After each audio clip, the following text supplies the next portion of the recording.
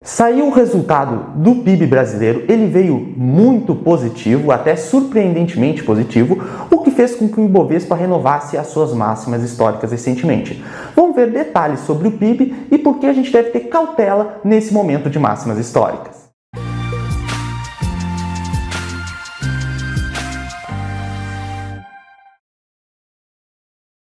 Bom, pessoal, o PIB, o Produto Interno Bruto, ele teve um crescimento de 1,2% em relação ao quarto trimestre do ano de 2020.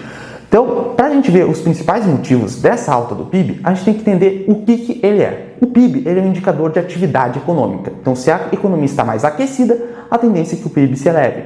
Se a economia está um pouco desacelerada, a tendência é que o PIB venha com resultados um pouco inferiores. Então, o PIB, basicamente, ele é o Produto Interno Bruto. É tudo que foi produzido, todos os bens e serviços finais produzidos aqui no Brasil em valores monetários, ou seja, em valores em dinheiro. Então é como se tivesse uma soma em dinheiro de tudo que foi produzido, todos os bens e serviços finais aqui no território nacional.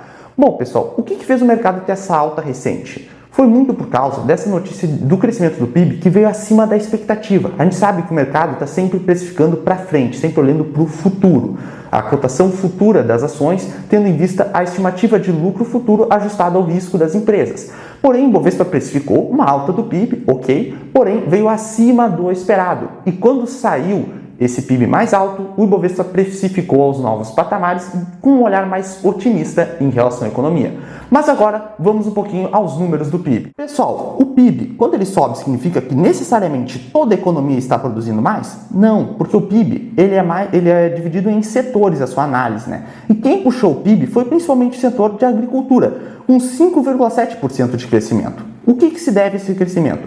Primeiramente, a época de colheita, de safra. O dólar, que ele está num patamar acima de R$5, que era um patamar quase que inimaginável anteriormente e agora se tornou praticamente comum, até com as recentes quedas ele continua acima desse patamar de 5, então está um dólar bem elevado. E as commodities no mundo inteiro estão ficando mais caras. Isso é um incentivo para quem está exportando. Olha, se as commodities estão subindo de preço, as commodities são precificadas em dólar, então vale mais a pena, se eu estou produzindo aqui no Brasil, eu exportar para fora. Porque daí eu vou receber em dólar e ainda vou me beneficiar desse boom das commodities recentes.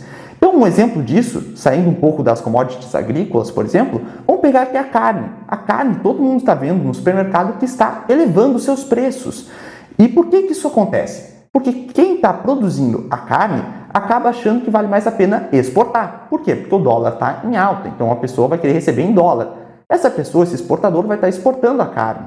Logo, a oferta de carne no mercado doméstico, ou seja, no mercado interno, fica menor. Tem menos gente vendendo carne aqui no Brasil, porque vale mais a pena exportar lá para fora. Então é muito caro importar. Então nós acabamos exportando muita carne para fora, a oferta fica menor aqui no Brasil pela lei de oferta e demanda. Quando um produto tem a oferta reduzida e a demanda continua a mesma, a tendência é que o preço suba. Por isso a gente está vendo o preço da carne em alta, então o pessoal está reclamando com razão justamente disso, porque a oferta de carne está menor aqui no Brasil e isso tende a fazer com que o preço suba.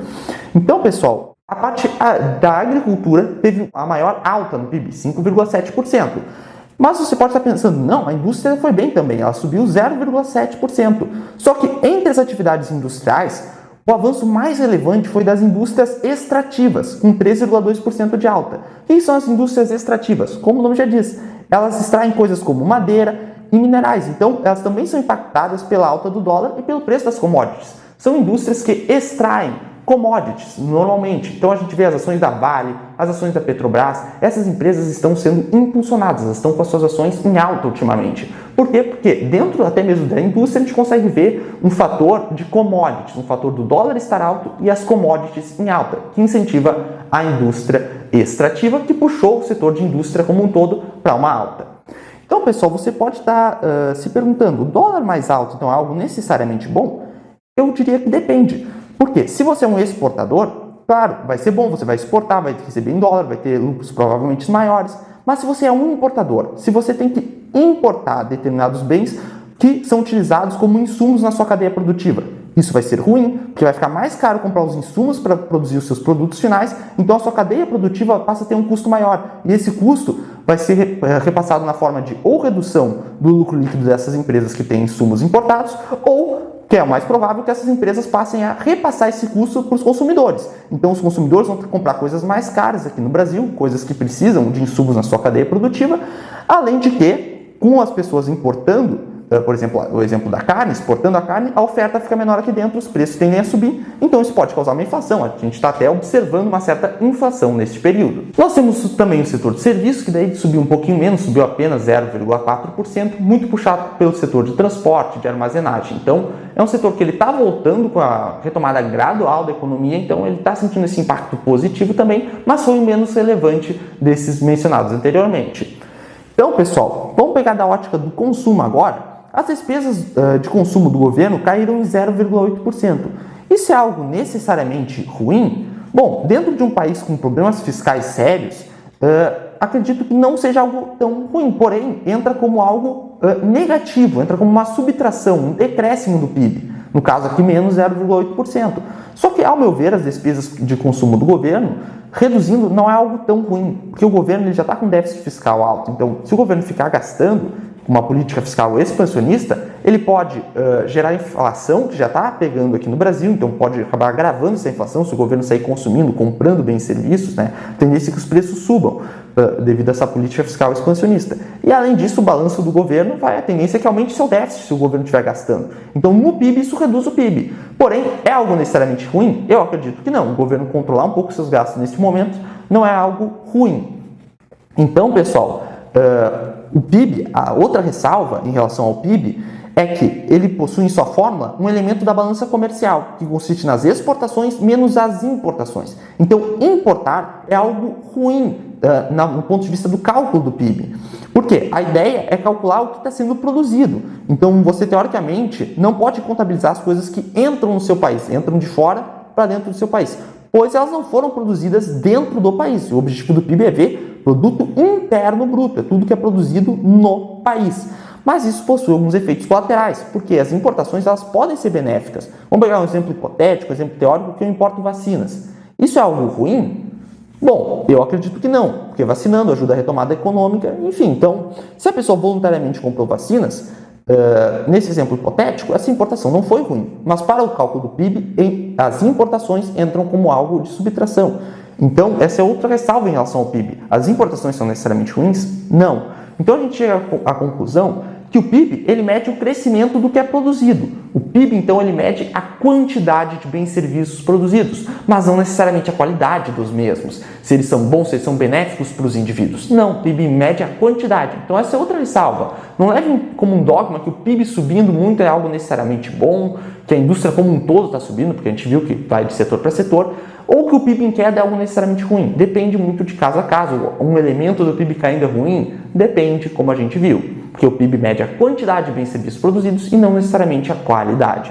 Outra questão, pessoal, muito importante, a formação bruta de capital fixo subiu 4,6%. O que é formação bruta de capital fixo? São investimentos em produção, ou seja, são investimentos em bens de capitais, como máquinas, por exemplo, e não é de consumo. Então, a formação bruta de capital subindo 4,6% significa que tem mais investidores que estão fazendo apostas de longo prazo no Brasil. Então, investidores que estão comprando máquinas, que estão comprando bens de capital, que são bens utilizados na formação de produtos finais.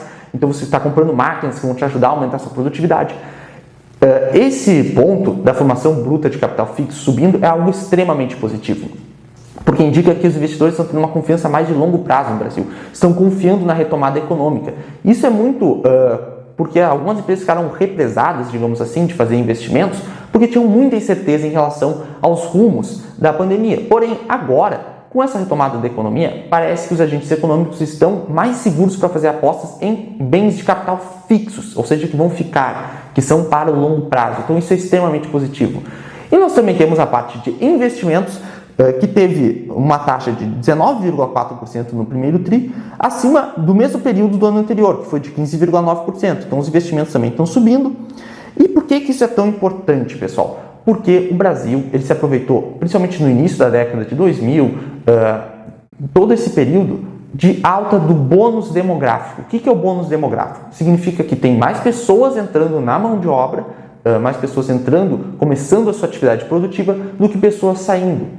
Então, isso é um bônus muito positivo, porque a tendência é que o PIB sobre análise bruta, ele cresça. Por quê? Porque a produção total sobe, tem mais gente entrando com mão de obra do que gente saindo. Então, não necessariamente os indivíduos per capita estão aumentando sua produtividade. Não, com um bônus demográfico, como tem mais gente, no geral, entrando como força de trabalho, como mão de obra, o PIB, na análise bruta, ele está subindo, tem mais gente trabalhando. Vamos pensar um exemplo aqui, você tem uma renda de R$3.000, por exemplo, na sua casa, você encontra um parceiro ou uma parceira que também está ganhando R$3.000. Vocês concordam que no cálculo bruto você está ganhando 3, aquela pessoa também está ganhando 3, então sua casa está produzindo entre aspas, R$6.000. Porém, a sua produtividade individual, sua renda individual aumentou? Não, ela continuou 3.000, só que entrou outra pessoa ganhando 3.000. Então, no total, na análise bruta, está 6.000 de rendimentos na sua casa, mas não necessariamente você aumentou sua produtividade.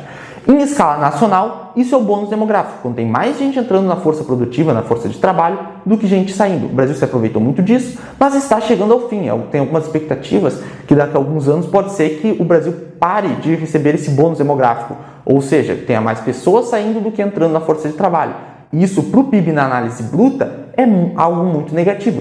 O Brasil está chegando próximo disso, devido aos avanços da tecnologia, a expectativa de vida aumentando e os casais tendo menos filhos. Então, esse bônus demográfico está chegando ao fim no Brasil. Então, o Brasil não vai poder se aproveitar desse aspecto para o aumento do seu PIB. O que vai ter que acontecer? A produtividade per capita, a produtividade individual vai ter que subir para que o PIB ele cresça. Isso está acontecendo, isso tem impactos na Previdência Social também, que a gente vem observando toda aquela discussão em relação à reforma. Isso está acontecendo principalmente na China também, porque parece que saíram pesquisas que estavam chegando no topo, depois revisaram, viram que não, mas a China aparentemente está passando por essas dificuldades, até aumentou ali o limite para 3 filhos por casal, justamente porque eles querem ter mais tempo desse bônus demográfico, querem incentivar o crescimento da população que está economicamente ativa, pessoas entrando na mão de obra, mais do que pessoas saindo para ter justamente esse bônus demográfico. E no Brasil isso está chegando ao fim também. Então, esses investimentos de capital fixo, esses investimentos de longo prazo são muito importantes para aumentar a produtividade do nosso país, que é algo muito importante. Bom, pelo vídeo de hoje é isso, pessoal. Fizemos uma análise bem detalhada sobre o PIB. Se você ficou com alguma dúvida, deixe nos comentários. Se gostou do vídeo, deixe seu like, se inscreva, ative o sininho de notificações para receber notificações referentes aos próximos vídeos. E gostaria também de convidar vocês a conhecer os nossos cursos. Nós temos cursos focados nos mais variados temas, o curso Start, para quem está começando nesse mercado de finanças pessoais. Nós temos o BVI, curso de Bolsa de Valores para iniciante, um curso muito interessante, muito completo sobre Bolsa de Valores, do absoluto zero para níveis mais avançados. E nós temos também o curso de Fundos de Investimento Imobiliários, os FIIs, que é um curso bem detalhado, bem focado nessa parte dos fundos de investimento imobiliário. Se você quiser conhecer, o link vai estar aqui na descrição e até a próxima, pessoal!